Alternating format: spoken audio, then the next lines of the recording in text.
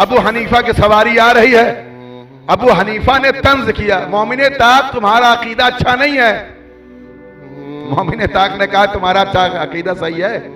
कहा हाँ हमारा अकीदा सही है।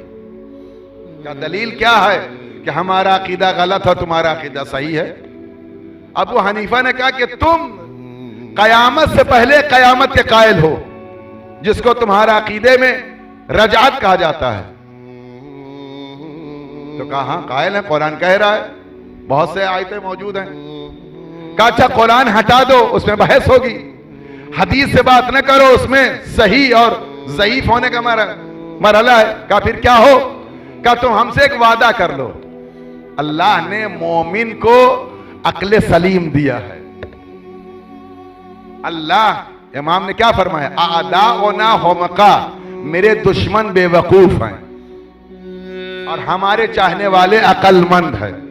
माँ ओबद बहिर रहमान वोब तो सब बहिल जनान, एक ऐसी अक्ल के मालिक है हमारे शिया, हमारे मोमिन, जिस अक्ल के जरिए से वो अल्लाह से करीब होते हैं और जन्नत के हकदार होते हैं। मोमिन तक तुम्हारा अकीदा के रजात में तुम वापस किए जाओगे, जो अच्छा काम करेगा। का बिल्कुल हम वापस किए जाएंगे, मुझे अपने मौला के कौल पर, कुरान की आयतों पर भरोसा है।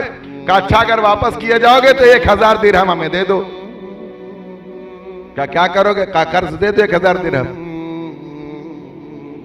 और जब तुम रजात में आना तो हम भी आएंगे, तो रजात में आके तुम हमसे वापस ले लेना। मोमिने ताक का जवाब सुनिए।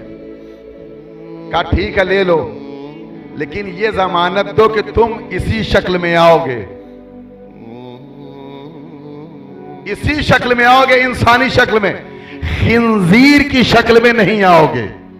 इसकी जमानत तुम ला के दो तो हम तुम्हें रजत में आने की जमानत देते हैं। अज़ीज़ान गिरामी, इस जवाब से वाज़े कर दिया कि जब तुम आओगे तुम्हारे आने का मरहला और होगा, मोमिन जब आएगा उसके आने का मरहला और होगा।